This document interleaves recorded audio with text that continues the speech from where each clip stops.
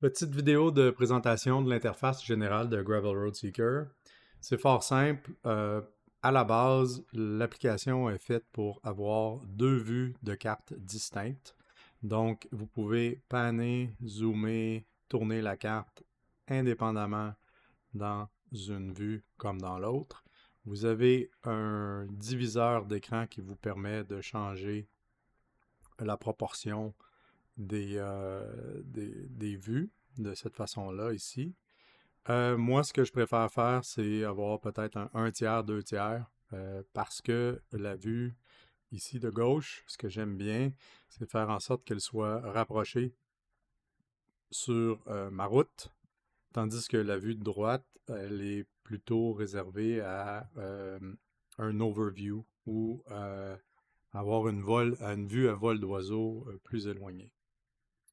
Donc, c'est ça pour les deux vues. Ensuite, en haut de l'écran, au milieu, on a une barre qui va toujours être présente, qui donne des informations sur la vitesse, l'altitude, l'heure et le niveau de charge de votre batterie d'appareil Android, que ce soit une tablette ou un téléphone.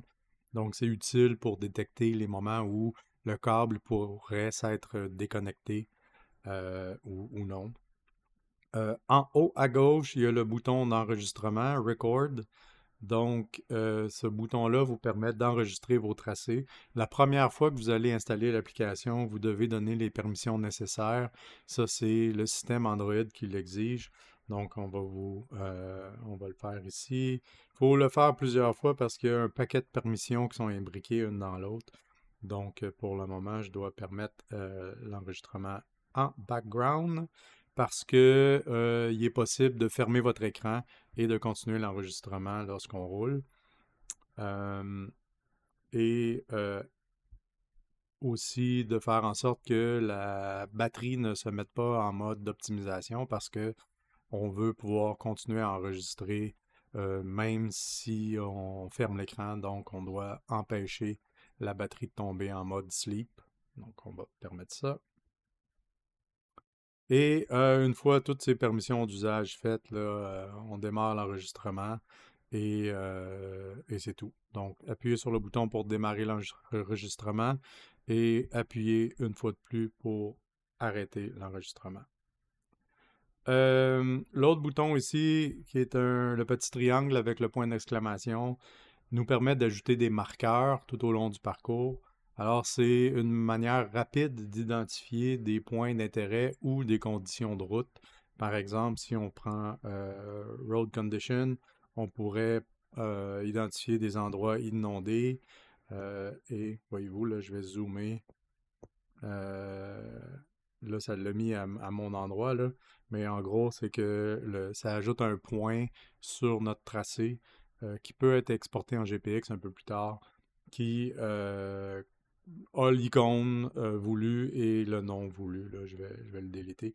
Donc, on peut aussi ajouter des points d'intérêt. Moi, j'ai l'habitude d'ajouter mes chemins favoris, des beaux points de vue, des sites de pique-nique ou de camping ou de baignade. Et puis, ça nous permet ensuite de documenter ou de prendre des notes rapidement sur les diverses conditions de route. Ensuite de ça, pour aller charger les traces, c'est l'autre bouton ici qui ressemble à un petit chemin. Donc, ce dialogue-là vous permettre de gérer tous les tracés GPX que vous pourriez avoir et les enregistrements de parcours et aussi vous permettre de créer vos propres traces avec l'outil de crayon. On y verra plus tard. Ce bouton-ci, c'est le bouton des layers de cartes, donc les couches cartographiques. Il y en a pour le Canada, les États-Unis, par province. On va faire un survol détaillé des couches qui sont disponibles dans l'application dans une autre vidéo. Mais c'est essentiellement dans ce dialogue-là qu'on va gérer l'affichage des couches pour l'application. Le bouton d'engrenage, Gear, là, ce sont les préférences. Ça va faire l'objet d'une autre vidéo. Mais en gros, ce sont toutes sortes de préférences là, comme disons les unités métriques ou impériales, backup ou autres trucs là, qui sont un peu plus spécialisés, on n'a normalement pas besoin d'aller dans ce dialogue-là souvent. Et ensuite, ben, le dernier bouton ici, c'est le bouton de download. Donc, il y a, avec l'application, une manière de mettre en cache les cartes et de les télécharger pour pouvoir utiliser offline. Évidemment, c'est la raison d'être de l'application. Donc, on choisit une zone à l'écran et on télécharge et une fois que c'est terminé, c'est fait, vous pouvez partir. Donc, c'est à cet endroit-là qu'on initie la fonctionnalité de téléchargement des cartes. Et aussi, un des derniers boutons sur lequel j'ai pas parlé, c'est le petit bouton en bas à droite des cartes. Donc, c'est le Map Compass. Euh, Ça vous permet de voir la direction du nord et lorsqu'on clique dessus, ça remet le nord vers le haut de la carte.